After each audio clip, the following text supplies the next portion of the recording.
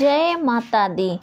सभी माताओं एवं बहनों को जिउतिया व्रत की हार्दिक शुभकामनाएं। जीवित पुत्रिका व्रत अर्थात जिउतिया व्रत, यह व्रत आश्विनी मास की कृष्ण पक्ष की अष्टमी तिथि को मनाया जाता है। जिउतिया व्रत 2021 में सितंबर माह में 29 तारीख को दिन बुधवार को है।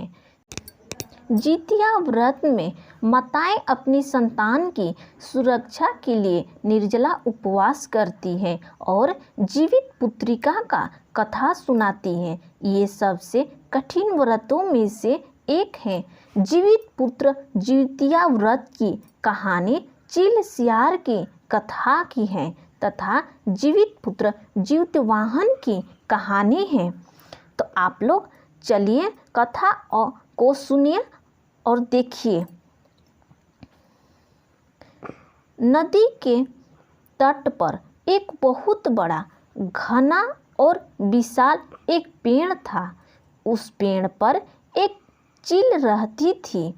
जहाँ पर वह अपना रैन बसेरा करती थी, वहीं पर पेड़ के नीचे एक गुफा थी जिसमें एक सियारिन रहती थी। चील और सियारिन में बहुत गहरी मित्रता थी।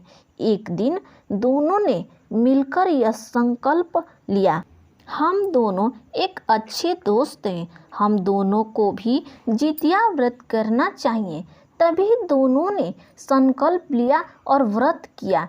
दोनों ने जिउतिया व्रत की पूजा सच्चे मन से की और निर्जला व्रत रखा। जिस दिन सियारिन और चील ने व्रत रखा था, उस दिन उसी गांव की एक व्यक्ति का मृत्यु हो गई थी और उसका दाह संस्कार उसी नदी के तट पर किया गया था जहां चील और सियार रहते थे।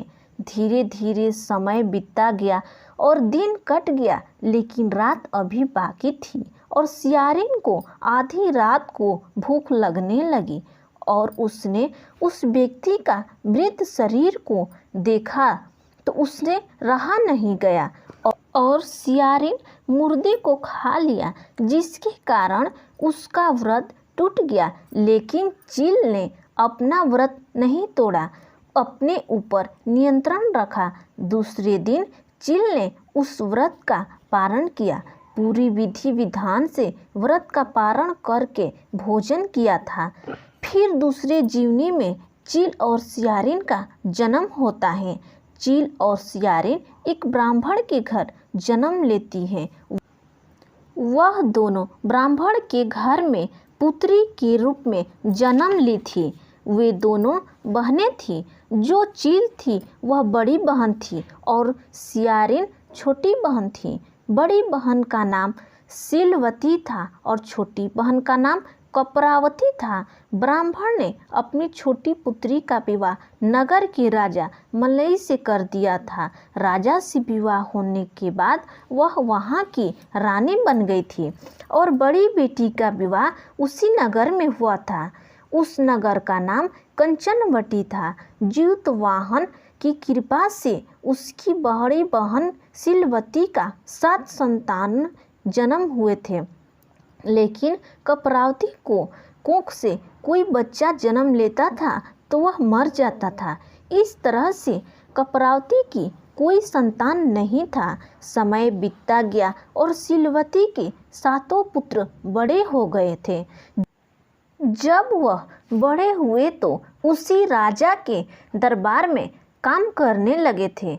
जब कपरावती ने उन 7 पुत्रों को देखा तो उसको ईर्ष्या और जलन होने लगी और राजा से कहकर 7 पुत्रों की गर्दन कटवा दी और एक बर्तन में कटे सिर रखवाकर लाल कपड़े डाल दिया था और शीलवती के पास भिजवा दिया।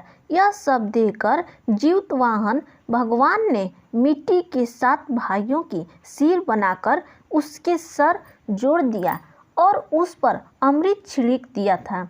अमृत छिड़कने के बाद वह भी जीवित हो गए थे। 7 जीवित हो गए और अपने घर चले गए। जो सिर रानी ने कटवाए थे वह फल और फूल बन गए थे। रानी कपरावती बहुत व्याकुल थी, कब उन सातों को मरने की खबर आएगी। जब बहुत समय बीत गया और रानी कपरावती के पास मौत की खबर नहीं आई तो वह स्वयं अपनी बड़ी बहन के घर चली गई। जब उन सातों भाइयों को जिंदा देखी तो वह बहुत हैरान और आश्चर्य रही। वह वहीं गिर गई। जब उसको होश आया तो वह अपनी बड़ी बहन को पूरी बात बताई और पछताने लगी, रोने लगी और बड़ी बहन से अपनी गलती की क्षमा मांगी।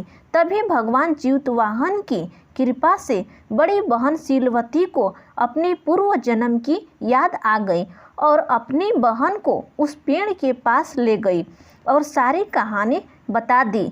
जैसे ही वह अपनी सारी कहानी सुना दी, वहीं उसकी मौत हो जाती है और राजा को यह संदेश मिलता है तो वह उसको पेड़ के नीचे वहीं दाह संस्कार करवा देते हैं।